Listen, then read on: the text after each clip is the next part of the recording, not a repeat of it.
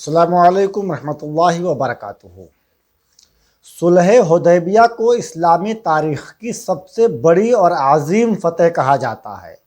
بظاہر مسلمانوں کے لیے نہایت ذلت آمیز شرطوں پر طے پائی اس صلح کے فوراً بعد اللہ کے نبی صلی اللہ علیہ وآلہ وسلم کے پاس وحی آئی کہ اے محبوب، ہم نے آپ کو بہت بڑی فتح سے سرفراز کر دیا ہے۔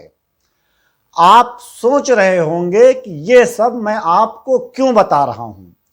دراصل آپ کو بتانے کا مقصد یہ ہے کہ یہی وہ ٹرننگ پوائنٹ ہے جہاں سے اسلام کے لازوال اور لافانی فتوحات کی بنیاد پڑی ہے۔ دنیا بھلے ہی اس کو ایک معاہدے کا نام دے کر کنارہ کشی کر لے، لیکن ایک مسلمان کو یہ نہیں بھولنا چاہیے کہ اسی معاہدے میں مسلمانوں کا وجود چھپا ہوا ہے، جس کو اس وقت صرف نگاہ نبوت دیکھ سکی۔ باقی تمام مسلمان اس کو اپنی ہار سمجھ رہے تھے۔ اس کے باوجود اس دور کے مسلمانوں کی تعریف کرنی ہی پڑے گی، جنہوں نے نتائج سے بے پرواہ ہو کر اپنے قائد کی قیادت پر نہ صرف بھروسہ کیا بلکہ ان کے ساتھ کندھے سے کندھا ملا کر کھڑے رہے۔ حضرت عمر رضی اللہ تعالیٰ عنہ نے ضرور اعتراض جتایا تھا، لیکن حضرت ابوبکر صدیق اکبر رضی اللہ تعالیٰ عنہ انہیں خاموش کرانے میں کامیاب رہے۔ اس دور کے مسلمانوں نے اپنے قائد پر کفار مکہ کا ایجنٹ یا دلال ہونے کا الزام نہیں لگایا، نہ ہی اس معاہدے پر اپنا خود ساختہ گیان ٹھیلا، بلکہ اپنے قائد کی قیادت کا احترام کرتے ہوئے ان کے احکامات کو تسلیم کیا۔ نتیجہ آج پوری دنیا کے سامنے ہے۔ عرب کے صحراؤں سے اٹھ کر پوری کائنات پر چھا گئے اور اس وقت تک حاکم وقت بنے رہے جب تک ان کے اندر اپنی قیادت کے تئیں وفاداری اور ایمانداری بنی رہی۔ آج اگر ہندوستانی مسلمان پریشان ہے تو اس کی ایک واحد وجہ یہی ہے کہ اس کے پاس سیاسی قیادت نہیں ہے، اور قیادت کی محرومی اس لیے نہیں ہے کہ مسلمانوں میں قائد نہیں ہیں۔ مسلمانوں میں قیادت کی کمی ہرگز نہیں ہے۔ ملک کے ہر صوبے، ہر ریاست میں مسلمانوں کی اپنی قیادت موجود ہے۔ اگر کسی چیز کی کمی ہے تو وہ قیادت کو تسلیم کرنے والوں کی کمی ہے۔ مسلمان تو بہت ہیں، لیکن اپنی قیادت کو ماننے والے مسلمان بہت ہی کم ہیں، جبکہ ایسے مسلمانوں کی تعداد بہت زیادہ ہے جو اپنے قائد کو ووٹ تو نہیں دیتے، لیکن انہیں بی جے پی کا دلال یا ایجنٹ ضرور کہتے ہیں۔ مسلمان بھلے ہی اپنی اولاد کو پال پوس کر بڑا کرنے کے بعد بھی اس سے یہ سوال نہ پوچھ سکتا ہو کہ اس کے احسانوں کا اس کی اولاد نے کیا صلہ دیا ہے، لیکن اپنے سیاسی قائدین کو بغیر ووٹ دیے ہی ان کی ماں بہن کرنے میں قطعاً کوئی شرم محسوس نہیں کرتے۔ مسلمان 75 سالوں کی سیاسی غلامی کے بعد بھی اپنے نام نہاد سیاسی آقاؤں سے یہ پوچھنے کی زحمت نہیں کرتا ہے کہ ان 75 سالوں میں انہوں نے مسلمانوں کے لیے کیا کیا ہے۔ ہندوستانی مسلمانوں کی عجیب مینٹالٹی ہے، ووٹ دیں گے اکھلیش یادو کو اور سوال پوچھیں گے ڈاکٹر ایوب سے، حکومت بنائیں گے کانگریس کی اور گالیاں دیں گے اویسی کو، بی جے پی سے رشتہ داری نبھائے ملائم سنگھ یادو کا خاندان، لیکن بی جے پی کا ایجنٹ اویسی ہے۔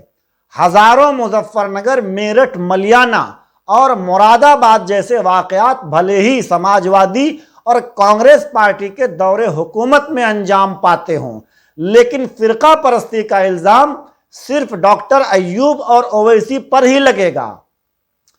CAA، NRC اور بابری مسجد فیصلے پر ریویو پیٹیشن بھلے ہی ڈاکٹر ایوب داخل کریں، لیکن مسلمان ان پر یوگی آدتیہ ناتھ کا بزنس پارٹنر ہونے کا جھوٹا الزام لگانا بند نہیں کریں گے۔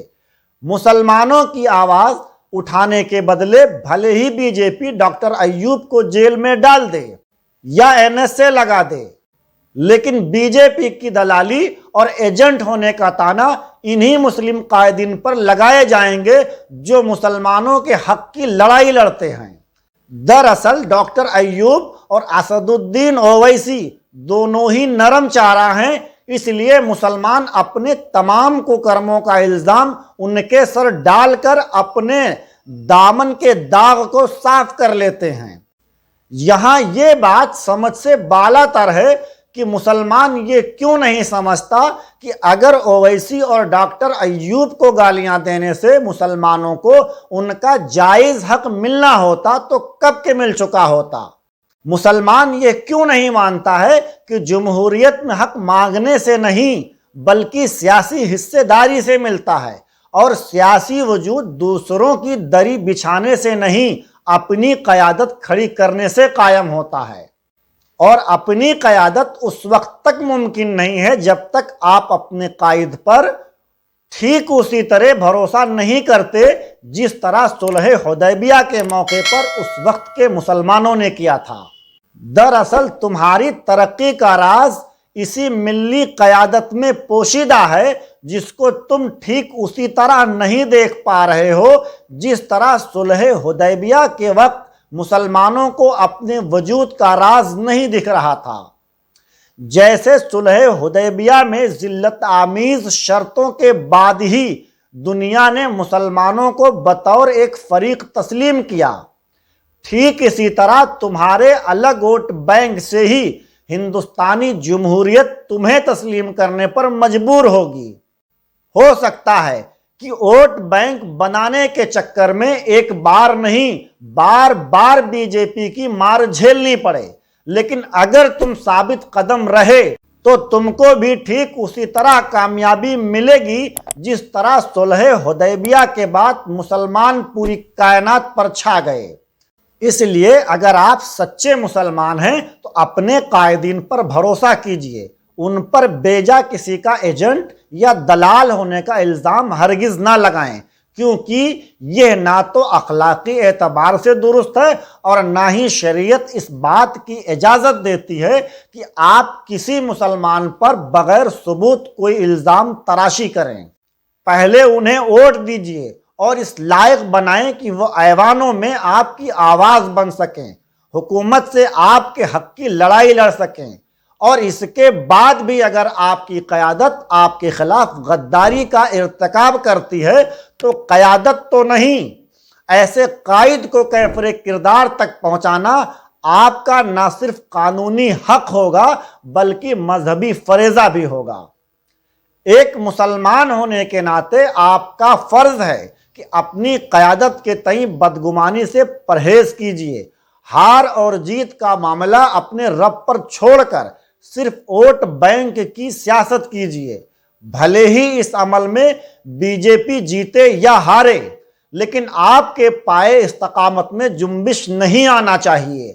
بی جے پی کی جیت یا ہار سے آپ کے وجود کا کوئی لینا دینا نہیں ہے۔ جمہوریت میں ووٹ بینک ہی قوموں کا وجود طے کرتا ہے۔ اگر آزادی کے بعد ہی ہم نے اپنا ووٹ بینک بنا لیا ہوتا تو آج ہمیں محض ایک بی جے پی سے لڑنا ہوتا، یا یہ بھی ہو سکتا تھا کہ اس کی ضرورت ہی نہ پڑتی، جبکہ ووٹ بینک نہ بنا پانے کی وجہ سے ایک ساتھ کئی بی جے پی سے لڑنا پڑ رہا ہے۔ اس لیے وقت رہتے جاگ جائیں اور ملک میں اپنی ایک آزاد اور خود مختار سیاسی قوت بنائیں۔ آج بس اتنا ہی۔ اگر ابھی تک آپ نے ہمارے چینل کو سبسکرائب نہیں کیا ہے تو فوراً کر لیجئے، اور فیس بک پیج کو بھی لائک کر کے ہماری اس ملی سیاسی بیداری مہم کا حصہ بنیں۔ شکریہ۔